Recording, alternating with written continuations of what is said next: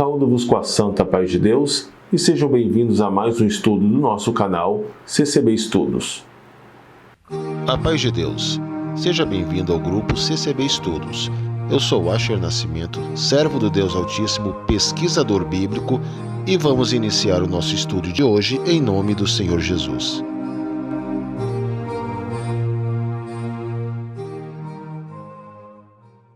Bom, querida Irmandade, o nosso estudo de hoje é o Dia de Finados.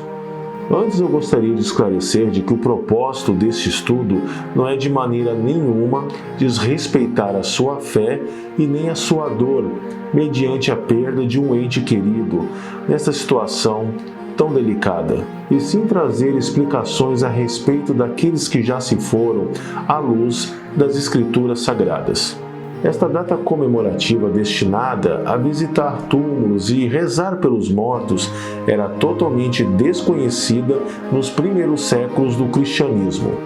Na verdade, tal costume cristão, entre aspas, teve como origem na cultura pagã dos celtas e dos gauleses, que na sua religião reservavam um dia anual para celebrar os mortos e oferecer sacrifícios com o propósito de libertar os espíritos aprisionados.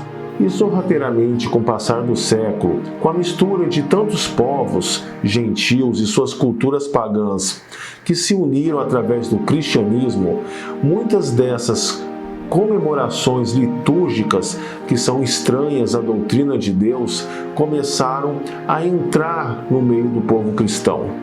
A antiga nação de Israel jamais teve tal costume, por conhecerem bem as expressas proibições de Deus em se venerar os mortos ou realizar qualquer tipo de intercessão ou petição a eles, pois isto é abominação aos olhos de Deus. Tal heresia começou a dar seus primeiros passos no cristianismo através do Papa Gregório o Grande, no século VI, onde então ele criou o dogma do purgatório, onde as almas que não morreram no estado de graça estariam em tal lugar sofrendo penalizações e que necessitavam de serem resgatadas através de rezas, velas e de missas. Mas foi no ano de 998 da era cristã que o abade Odilon de Cluny começou a recomendar que os monges orassem por intercessão aos mortos.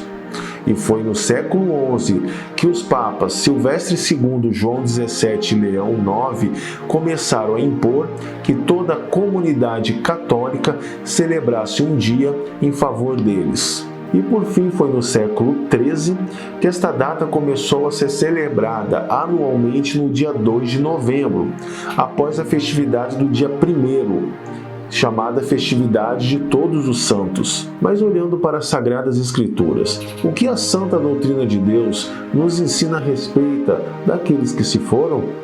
Vamos ler a passagem de Eclesiastes 9, do verso 5 ao 6, o que nos diz: Porque os vivos sabem que hão de morrer, mas os mortos nada sabem, coisa nenhuma. Nem tampouco terão eles recompensa, mas a sua memória fica entregue ao esquecimento.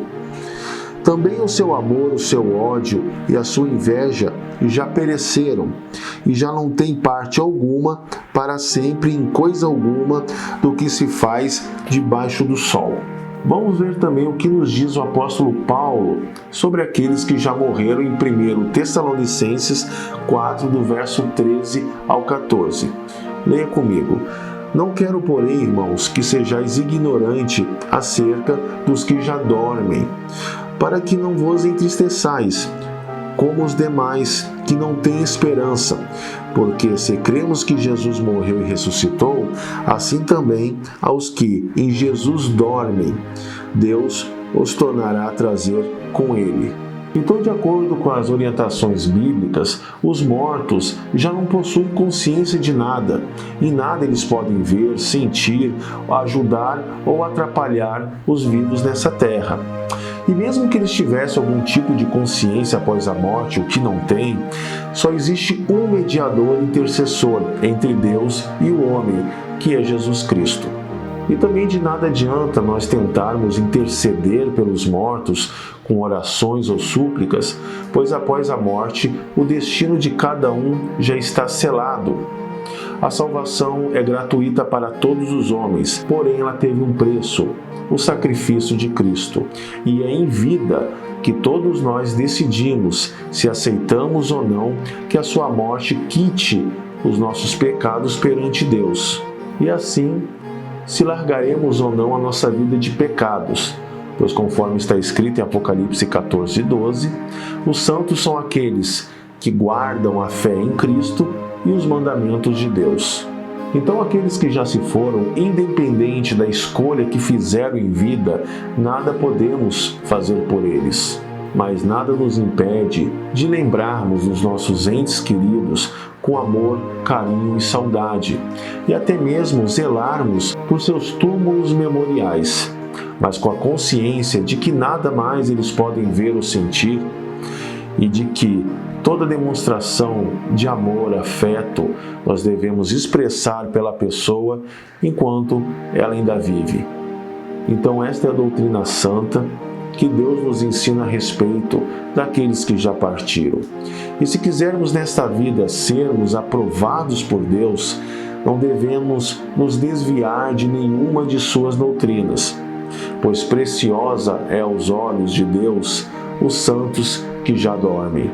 Pois tudo o que fomos nessa vida estará guardado como um tesouro no memorial de Deus, para que um dia possamos, se formos fiéis até o fim, desfrutarmos da ressurreição para a vida eterna. Aproveitando este delicado assunto, eu, Asher Nascimento, levanto a bandeira de que mesmo que aquele que faleceu não tenha sido crente durante a sua vida, nós, como cristãos, devemos sim estender as nossas mãos àquela família enlutada, oferecer um culto funeral para consolo de tais. Pois como disse o sábio rei Salomão, é no momento de luto que nós alcançamos a reflexão profunda sobre os verdadeiros valores da vida, o que realmente vale e o que é vaidade.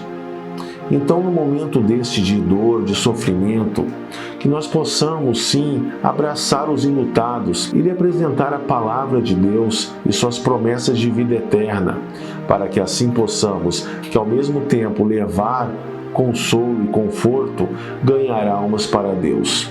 Lhe agradeço a sua atenção e a sua participação, lhe aguardo no próximo estudo e lhe saúdo com a santa paz de Deus.